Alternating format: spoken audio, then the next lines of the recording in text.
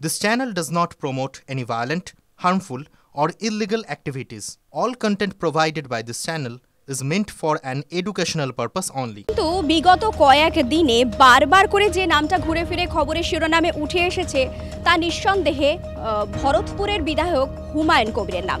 আপনারা জানেন শৃঙ্খলা রক্ষা কমিটি তাকে শোকজ করেছে, 3 দিনের মধ্যে জবাব চাওয়া হয়েছিল এবং গতকাল বিধানসভায় দাঁড়িয়ে কিন্তু মুখ্যমন্ত্রী মমতা বন্দ্যোপাধ্যায় বেশ ধমকও দেন এবং জবাব দ্রুত দেওয়ার জন্য বলেন এবং তারপর যথারীতি তিনি জবাব দিয়েছেন। আজকেই শোভনদেব চট্টোপাধ্যায়কে তার সপক্ষে যুক্তি দেখিয়ে চিঠি দেওয়া হয়েছে। চিঠিটা দেওয়ার পর তিনি সাংবাদিকদের মুখোমুখি হয়ে কি বলছেন, বিশেষত আমাদের কি জানাচ্ছেন, TV9 বাংলাকে কি জানাচ্ছেন, আগে আপনাদের শোনাব। শোকজ উত্তর কি আজকে দেবেন? দিয়ে দিয়েছি অলরেডি। শোভনদেব বাবুর ঘরে গিয়ে আমি আমার শোকজের উত্তর দিয়ে দিয়েছি। হুমায়ুন কবিরের যে তেজ দেখা গিয়েছে গত কয়েকদিন ধরে, সেই তেজ কি থাকবে না তেজ কমে যাবে? এখানে তেজের কোনো বিষয় না। আমার ক্ষেত্রেও আমাকে শৃঙ্খলাবদ্ধকে বা আমাদের যে শৃঙ্খলা রক্ষা কমিটি, সেই কমিটিকে অবশ্যই মান্যতা দিতে হবে বা তাদের সম্মান জানাতে হবে। তেমনি আমি চাইছি যে আমি যেমন শৃঙ্খলা ভঙ্গ করেছি, আমি যেমন নোটিশ খেয়েছি, আমাকে যেমন জবাবদিহি করতে হলো। আমি দেখতে পেয়েছি গত 10 দিন ধরে মাননীয় কল্যাণ বন্দ্যোপাধ্যায় তিনি একাধিক ইস্যুতে আমার বিরুদ্ধে মুখ খুলেছেন, আরও কারো বিরুদ্ধে মুখ খুলেছেন। রাজ্যের সভাপতি তৃণাঙ্কুর ভট্টাচার্য তার বিরুদ্ধে সরাসরি আক্রমণ করেছেন। তাহলে তারা কি শৃঙ্খলার পর্যায়ের আওতায় আসবে কি আসবে না, এটা আমার জিজ্ঞাসা। আপনারা বারবার করে অভিযোগ করেছেন যে গ্রামের মানুষ বলেই বারবার এরকম শৃঙ্খলা রক্ষা কমিটির মুখোমুখি হতে হয়, বারবার এই আইন শৃঙ্খলার মধ্যে পড়তে হয়। শুধুমাত্র গ্রামের বিধায়ক বলেই? আমার ক্ষেত্রে সেটাই লক্ষ্য করছি, মুর্শিদাবাদের অবজারভার যাকে বলা হচ্ছে, যার বিরুদ্ধে আপনারা বারবার অভিযোগ করেছেন, রাজ্যের পুরমন্ত্রী ফিরহাদ হাকিম, তার বিরুদ্ধে যে আপনার যে অবস্থান, সেটা কি অনড় থাকছেন না চেঞ্জ? এই মুহূর্তে আর ওইসব ব্যাপার নিয়ে আমি কোনো প্রশ্ন করবো না। আমার একটাই প্রশ্ন, আমাকে শোকজ করেছিলেন, শোকজের জবাব আমি দিয়ে দিয়েছি।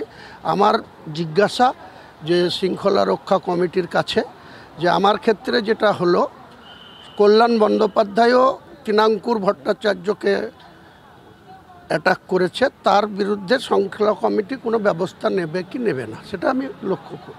হুমায়ুন কবিরকে কোথাও কি এই শোকজের পর কোথাও কি পিঠ থেকে যাচ্ছে, না হুমায়ুন কবিরকে আগের ভূমিকেই দেখা যাবে? দেখুন, হুমায়ুন কবির ওসব নিয়ে কোনো তক্কা করে না। হুমায়ুন কবির মুর্শিদাবাদ জেলার রাজনীতিতে 42 বছরে পদার্পণ করেছে। আমাদের নেত্রী 50 বছর পার হয়ে গেছে, আর আমরা 42 বছর রান করছি। হুমায়ুন কবির কখন কি করতে হয়, কোন বলে কিভাবে ছক্কা মারতে হয়, না কোন বল ডিফেন্স করতে হয়, সময় আসলে সেটা করে দেখাবো। আপনারা সময় আসলে দেখতে পাবেন। বলছি তো, মুর্শিদাবাদের মাটিতে হুমায়ুন কবির যতক্ষণ বেঁচে থাকবে, রাজনীতিতে ইঞ্চিতে মেপে রাজনীতি করে এবং বিরোধীদের জবাব দেয় এবং নিজের সম্মান ধরে রেখেছে, আগামী দিনে ধরে রাখবে। Abhishek Bandyopadhyay deputy chief minister হওয়ার দাবি এখনও থাকবে আপনার? আমি এই মুহূর্তে আর ওটার পুনরাবৃত্তি করব না। আমাদের দাবিটা এরপরে মুর্শিদাবাদ জেলা থেকে মানুষের যে দাবি, সেটা আগামী দিনে তুলে আনবো সময় মতো 2026 ইলেকশনের টাইমে। শোকজের জবাব দিলেন, কিন্তু পাশাপাশি বেশ কিছু প্রশ্ন তুলে দিলেন। আমরা একবার সরাসরি চলে যাব আমাদের প্রতিনিধি সায়ন্তর কাছে। সায়ন্তনের থেকে একটু বোঝার চেষ্টা করব যে আসলে তিনি কি বলতে চাইছেন বা তার আগামী দিনে পরিকল্পনা কি। সায়ন্ত, জবাব তো তিনি দিয়েছেন শোকজে শোভনদেব চট্টোপাধ্যায়কে চিঠির আকারে, কিন্তু তার পাশাপাশি বেশ কিছু প্রশ্ন তুলছেন, যেখানে একদম নাম করে কল্যাণ বন্দ্যোপাধ্যায়ের কথা তিনি বলেছেন যে শৃঙ্খলা রক্ষা কমিটি কি একইভাবে তাকেও শোকজ করবে। কি বললেন তিনি, তার বডি ল্যাঙ্গুয়েজ কি বলছেন? দেখো, বডি ল্যাঙ্গুয়েজ যেটা বলছে, হুমায়ুন কবির কিন্তু নিজের স্বমহিমাতেই রয়েছে। তিনি যতই শোকজের উত্তর দিক না কেন, তিনি একটা বিষয়ে প্রশ্ন তুলে দিচ্ছেন, সেটা হচ্ছে দলের শৃঙ্খলা রক্ষা কমিটির বাস্তবায়ন নিয়ে। তিনটি শৃঙ্খলা রক্ষা কমিটি তৈরি করেছে রাজ্যের শাসক দল তৃণমূল কংগ্রেস, আর সেই শৃঙ্খলা রক্ষা কমিটির বাস্তবায়ন এবং শৃঙ্খলা রক্ষা কমিটির ভূমিকা নিয়ে প্রশ্ন তুলছেন খোদ তৃণমূলের বিধায়ক কে, ভরতপুরের বিধায়ক হুমায়ুন কবির। অর্থাৎ বোঝা যাচ্ছে যে তৃণমূলের অস্বস্তি, যে তৃণমূলের কাঁটা, সেটা কিন্তু এত সহজে উপড়ে ফেলা যাচ্ছে না। তৃণমূলের অস্বস্তি কিন্তু রয়ে যাচ্ছে এবং একই সঙ্গে তিনি এইটা পরিষ্কার করে দিয়েছেন, অভিষেক বন্দ্যোপাধ্যায়কে ডেপুটি চিফ মিনিস্টার করার যে দাবি সেটা থেকে তিনি তো সরছেনই না।